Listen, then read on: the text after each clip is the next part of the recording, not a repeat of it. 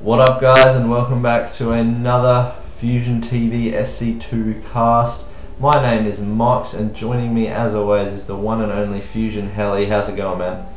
I'm great, man. How are you? Yeah, good. I'm very excited. We got some StarCraft action on the way here.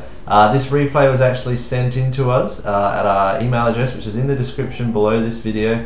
Feel free to send in any replays you have from any server, tournament, ladder, whatever. We don't care what rank you are, we just want to give back to the community and cast some StarCraft.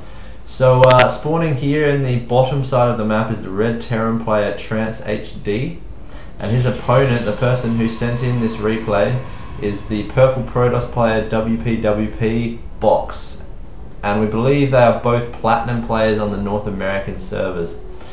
The map for today is MLG Antiga Shipyard, which means cross spawns are forced, and we also believe this is an offline game because it's obviously not in the ladder pool, so it could have been from some tournament, but we're pretty excited. So what do you expect to see today, Helly? Well, because we've got this MLG cross spawn map, I mean we've got two fairly high ranked players, I'd expect we'll see a macro game. So probably a one racks into expand for the Terran, although taking an early gas has become more popular, and then going into expand because you can sort of threaten that one-on-one, and then the Protoss has to over prepare for it and takes a macro disadvantage. We do see the gas going up for the Terran, so we'll have to see what he's going to do with that.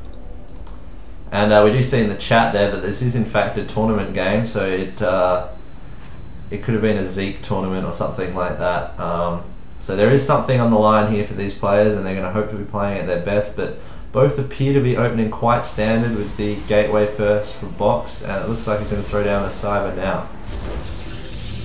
Yeah, I'd imagine the Protoss player will be looking to throw down that cyber as he just has, and he'll be going into an expansion, I think, just getting that one gate expand. As for the Terran player, we do see a tech lab, so he's going to be looking to put on some early pressure, which will be quite well suited to the Protoss' fast expansion. However, he hasn't gotten overly greedy and gone straight into one gate expo or Nexus first. And we do see the scouts going out for both players, seeing what they can see. Box has found his base, but Trance still does not know, or still hasn't arrived at Box's base yet as the cyber just finishes. We do see that concussive shells on the way for Trance, so I think you're definitely right, there could be some early pressure here. Yeah, it's looking that way. I'd imagine this isn't going to be, you know, a full commitment from the Terran player. He's just going to stick with the one racks pressure, and then probably go into an expansion. But he does always have the option to just put up another racks and pump a lot of men and attack the Protoss. I'll have to see. Indeed we will, and we do see that SCV trying to delay Box's Nexus, but he is going to force it away with a Zealot, and it looks like he's going to throw it down at the moment as soon as he hits 400. Yes, there it is. And for our Terran player, he is comfortable on one base at the moment, hasn't taken his second gas, and is just building Marauders from his barracks at the moment. Yeah, we're going to have to wait to see what the Terran player has planned here. If he moves in with the two Marauders, with the cross spawns, it's going to take them too long to get there, and I doubt they'll do much damage. So he needs to look at taking an expansion, and there we go, the command center has been placed.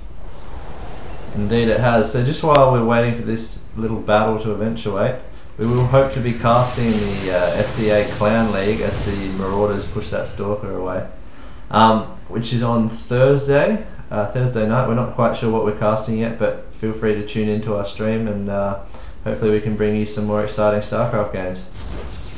Yeah, and while we're talking about that, I feel like the Terran player missed a slight opportunity to catch that Stalker. He did go for the early concussive shell, but he didn't quite exploit it. But he is going to push up here, and we can see he's targeting the Stalker while microing away from the Zealot. Yes, he did get that Stalker, and he's going to get the Zealot as well. That Nexus will finish, but how much damage is Trance going to be able to do here? Yeah, two of the Marauders are on quite low health, so he should be able to deal with this, but you know, he's going to take some damage, and he's going to lose a few probes, I'd imagine. Luckily for Box though, he does have those two gateways just finishing, so he's going to be able to warp in more units, but I don't know if Zealots were the right choice there. Those Marauders are going to be able to kite them for all day, every day. Yeah, that's true. He might want to consider pulling some probes, just because there's that Marauder there only on red health, and he does do that and gets a nice surround as well, so those Marauders will go down, but they are going to kill some probes first, it looks like. We look at the units lost tab, he did manage to get 3 worker kills there, which is not a great deal, but his harass did do a little. Yeah, but you have to consider the Protoss player got that Nexus up way before the Terran player got his command center up, so probably a slight advantage to the Protoss player after that attack. Maybe he did lose some units as well, so maybe we might be going into an even game.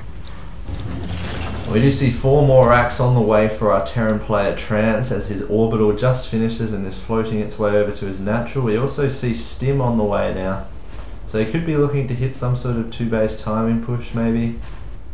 But, yeah, typically you'd see 3 racks into factory if you were looking to get some medivacs out or get some ghosts, but with the 5 racks, yeah, that's definitely indicative of some early pressure, I'd imagine. But at this stage, it looks like both players are going to be sitting back in their base for a little while. Box is currently trying to saturate his natural, warping in some more stalkers, just trying to get himself comfortable in his position, and he is taking his gas at his natural as well.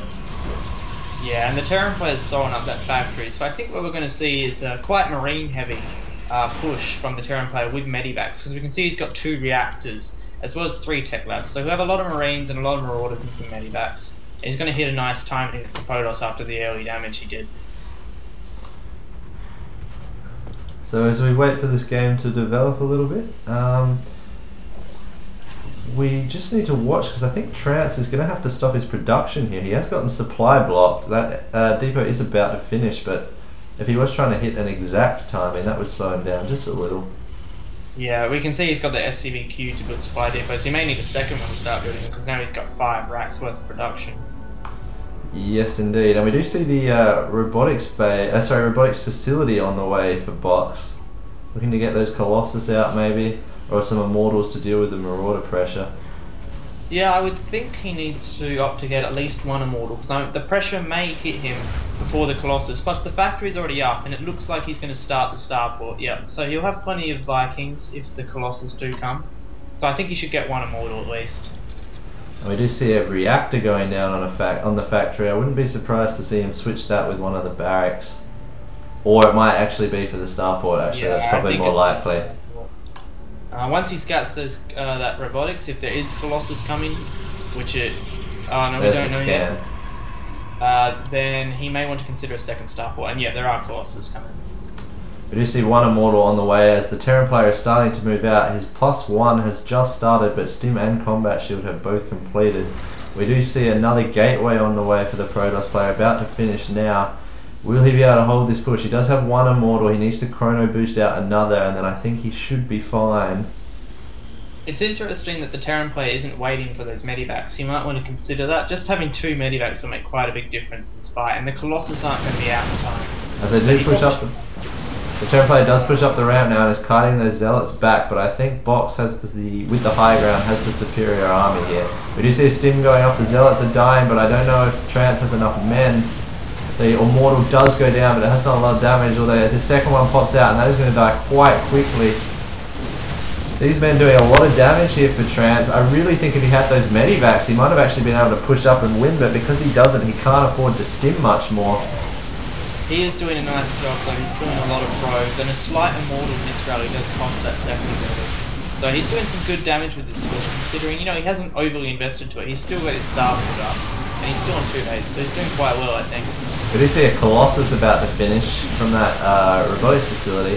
He's going to need some men with that. We do see Stalkers coming down from his ramp as well as some Zealots being walked in, so hopefully he'll be able to push this back now. Yeah, it looks like the Protoss player will hold this off, but the Terran's definitely gained a lead. He's got a 3rd base coming up, and also he'll be able to get Vikings immediately once he sees that Colossus. Yeah, so there is a almost 50 supply lead to our Terran player right now. If we look at the units tab, he has a 25 supply lead in harvesters. That push was quite effective, and we do see the medivacs out now for this secondary follow-up push that he's sending across. So. Yeah.